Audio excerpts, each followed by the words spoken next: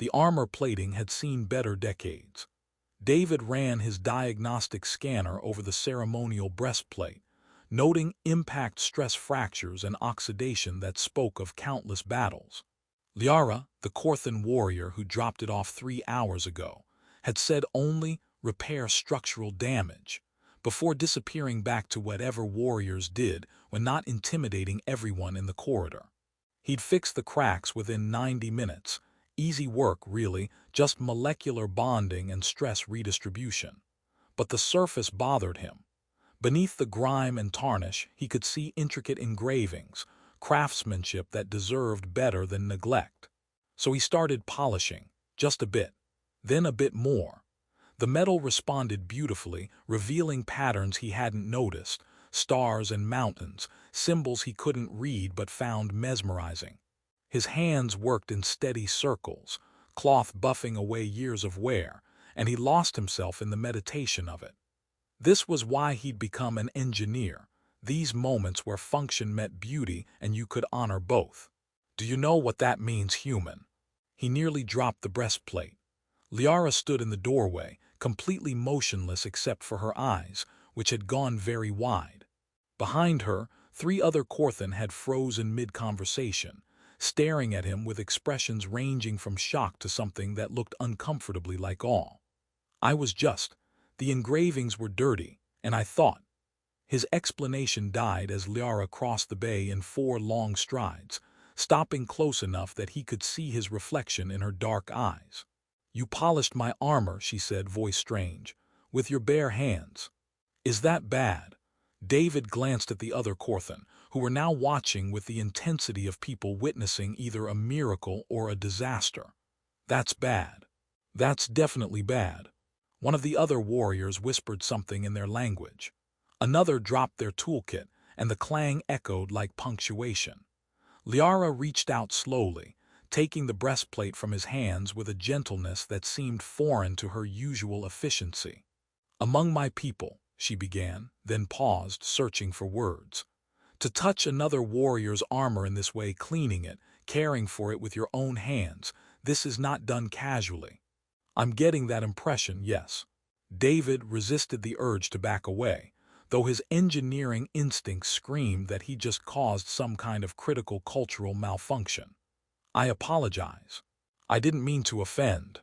"It is a bonding ritual," she continued, and the bay had gone so quiet he could hear his own heartbeat. "Performed only between blood family or life-bonded partners, it signifies absolute trust, absolute commitment." She met his eyes. "You have essentially proposed a soul bond, human." The engineering bay tilted slightly.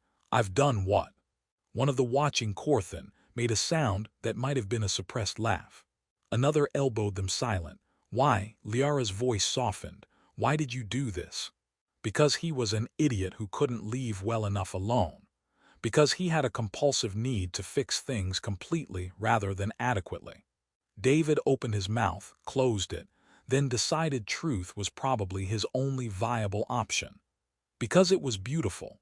The engravings, the craftsmanship, someone made this with care, and it deserved to be cared for in return. "I just wanted to honor that." Lyara stared at him for a long moment. Then, slowly, something in her expression shifted, the shock melting into something softer, more complicated. She looked at the armor in her hands, now gleaming, every detail visible. "No one has performed this ritual for me in 10 years, she said quietly. "We Korthan pride ourselves on independence, on strength.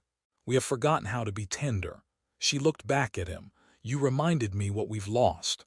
By morning shift, David had apparently become either famous or infamous. The distinction remained unclear. Korthan warriors who'd previously ignored him now watched with open curiosity. Some nodded respectfully as he passed. Others whispered behind their hands. One junior warrior actually saluted, which seemed excessive for an engineer who'd accidentally proposed marriage via metal polish. Lyara found him in the mess hall, where he was contemplating whether alien coffee could cure cultural catastrophe. "Walk with me," she said, not a request. They ended up in observation deck 7, stars streaming past in comfortable silence before she spoke. You have caused a disruption. I've noticed. I'm considering changing my name and transferring to a different galaxy. She almost smiled. The ritual you performed unknowingly. Many Korthan go their entire lives without experiencing it. We have become so focused on being warriors that we forgot how to be people who care for one another. She touched the armor she now wore, the same piece he'd polished, gleaming. Yesterday, 3 different warriors asked me about the ritual, asked if they could perform it for their aging parents who they hadn't properly honored in years. David processed this. So I accidentally started a cultural revolution via janitorial services. Essentially, now she did smile, transforming her severe features into something warm. My people needed reminding that strength and tenderness can coexist, that caring for something is not weakness. She paused. Your species understands this naturally, yes. We try, don't always succeed. He looked out at the stars. Mostly, we just fumble around hoping good intentions count for something. They do, Lyara said softly, more than you know. Commander Thel's office felt designed to remind visitors they were small and unimportant, which made being summoned there particularly unsettling. The commander himself, scarred, stern, decorated with enough medals to stock a museum, studied David with an expression that gave away nothing. Engineer Kane, Lyara, sit. They sat.